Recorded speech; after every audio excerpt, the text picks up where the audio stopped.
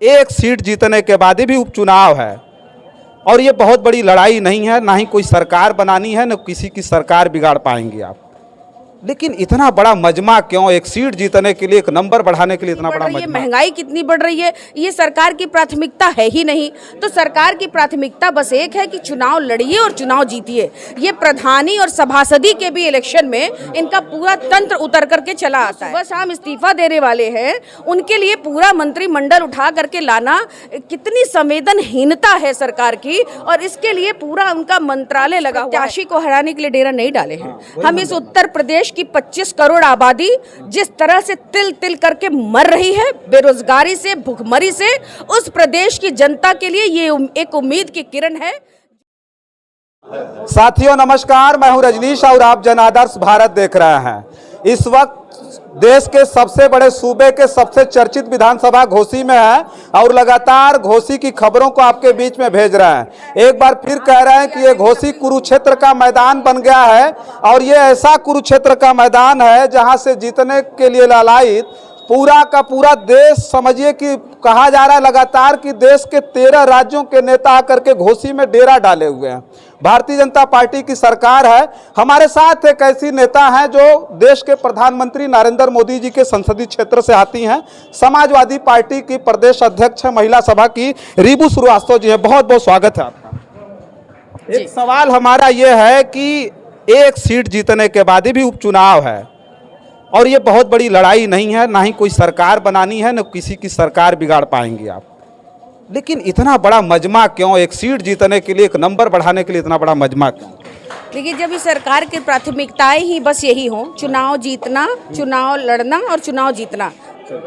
सरकार की कहीं से भी प्राथमिकता आम आदमी की समस्याओं से तो जुड़ी है नहीं।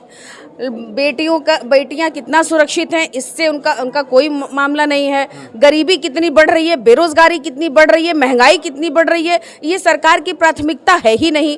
तो सरकार की प्राथमिकता बस एक है कि चुनाव लड़िए और चुनाव जीतिए। ये प्रधानी और सभासदी के भी इलेक्शन में इनका पूरा तंत्र उतर करके चला आता है। तो अब और ये चुनाव उसके लिए ये लोग इतनी ताकत झोंके हैं, जो व्यक्ति खुद विधायक थे और विधायकी अपनी छोड़ करके दोबारा विधायक बनने के लिए इस पार्टी से लड़ रहे हैं। ना इस पार्टी से सरकार बदलनी है, ना ही पार्टी से कोई चेंज होना है उत्तर प्रदेश की राजनीति में। लेकिन उसके बाद भी इन्हें इतने बड़े बड़े मुद्दे हैं, इतने एक पुलिस, आज अब आपने कल देखा होगा एक सिपाही, महिला सिपाही के साथ ट्रेन में कितना गलत व्यवहार हुआ और उसकी कितनी निर्मम तरीके से उसके ऊपर मारपीट की गई। किस कदर आम आदमी गरीबी से जूझ रहा है, किस तरह से किसान आज इस गर्मी में भी, बारिश 2 दिन हो गई थी इसलिए धान की फसल ठीक है, वरना क्या स्थिति होती है, उनके नहरों में पानी नहीं है।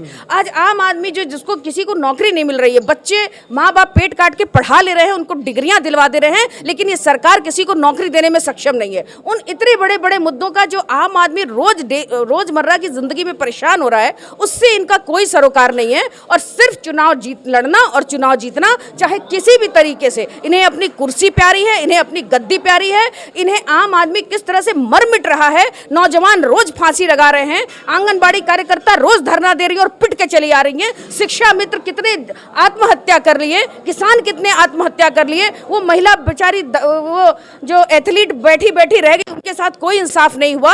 आज हर वर्ग, हर तबका, हर जाति धर्म के लोग इस सरकार से परेशान हैं, लेकिन इस सरकार के कान पे जू नहीं रेंगनी। बुनकर परेशान है, किसी भी विभाग के कर्मचारी परेशान है। इसरो जैसी संस्था में पता चला कि उन लोगों को इतना बड़ा काम करते हैं वो लोग देश के लिए, लेकिन उनकी सैलरियां भी नहीं दे रहे हैं। हर चीज का बजट ये लोग घटा दे रहे हैं, लेकिन इनका सबसे ज्यादा बजट प्रचार तंत्र पे जा रहा है। तो मैं रोकूंगा, वही तो मैं पूछ रहा हूँ, घोसी से बदलने वाला क्या है? कुछ भी नहीं बदलना है। मैंने कहा ना, इस सरकार की प्राथमिकता केवल चुनाव लड़ना और चुनाव जीतना है। इन्हें आम आदमी की समस्याएं नहीं दिख रही हैं। इससे इतना जो खर्चा, जिस व्यक्ति ने इतनी महंगाई में इस्तीफा दे करके चुनाव जो आम आदमी के जिम्मे मत्थे ये चुनाव मढ़ा है, उस व्यक्ति को जिताने के लिए फिर से क्या भरोसा 15-10 दिन जीतने के बाद ये वहां जाके साल भर में ही इस्तीफा दे दे। जो सुबह शाम इस्तीफा देने वाले हैं, उनके लिए पूरा मंत्रिमंडल उठा करके लाना कितनी संवेदनहीनता है सरकार की, और इसके लिए पूरा उनका मंत्रालय लगा हुआ है। आज आप भी हराने के लिए लगी हुई हैं, आप भी उन्हीं को हराने के लिए यहाँ पर लगी हुई हैं, और आप एक सक्रिय महिला नेता हैं जिनके बारे में पूरा प्रदेश जानता है, और उसके साथ साथ पूरा का पूरा समाजवादी परिवार, चाहे प्रोफेसर रामगोपाल यादव जी हों, शिवपाल यादव जी हों, सब लोग डेरा डाले हुए हैं उसी प्रत्याशी को हराने के लिए। हम उस प्रत्याशी को हराने के लिए डेरा नहीं डाले हैं। हम इस उत्तर प्रदेश की 25 करोड़ आबादी जिस तरह से तिल तिल करके मर रही है बेरोजगारी से, भुखमरी से, उस प्रदेश की जनता के लिए ये एक उम्मीद की किरण है, जो ये दिखाना चाहते हैं कि नहीं, अब जनता इनके जुमलेबाजी में नहीं आएगी, जनता इनके झांसे में नहीं आएगी, जनता इनके ऊंच नीच जाति धर्म के उसमें नहीं आएगी। क्योंकि आप देख रहे होंगे कि इस घोषी में किसी भी जाति धर्म को लेकर के ये इनका नारा नहीं चल पा रहा है, इनकी जुमलेबाजी नहीं चल पा रही है। हर तबका, हर जाति, हर धर्म के लोग जात बिरादरी से ऊपर उठ करके समाजवादी पार्टी को जिताने के लिए लगे। इसलिए नहीं कि बस एक ये चुनाव है, इससे कोई सरकार बदलनी है।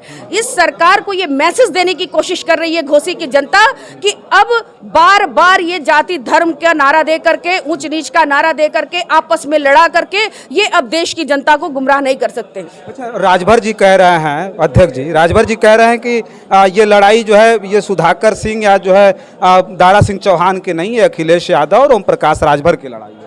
ये लड़ाई जनता की है, और ये लड़ाई जनता से सरकार की है, इस जालिम सरकार की, हिटलर शाही सरकार की, जिसे जनता चुनाव लड़ रही है। अच्छा, ओम प्रकाश राजभर जी का इसमें क्या? प्रकाश राजभर जी को हम लोग बहुत सीरियस नहीं लेते। वो जिस तरह की बातें करते हैं, जिस तरह वो अभी बीजेपी के खिलाफ बोल रहे थे, आज किसी के भी खिलाफ बोले, इनकी वॉइस नहीं है, इसलिए हम लोग इसके बारे में चर्चा नहीं करें। मतलब उन पे कोई मतलब ही नहीं है। अच्छा, चलिए ठीक है। हमारे साथ जो महिला सभा की प्रदेश अध्यक्ष समाजवादी पार्टी की रिबू श्रीवास्तव जी हैं, और एक बात बता दें कि ये काफ़ी ज़्यादा एक्टिव रहने वाली वो महिला नेता हैं जिनके बारे में हम चर्चा कर रहे थे। घोसी में थे, घोसी की तमाम खबरें आपके बीच में भेज रहे हैं। तब तक के लिए देखते रहिए जनादर्श भारत, बहुत सारी खबरें आपके बीच में भेजेंगे। बहुत बहुत धन्यवाद।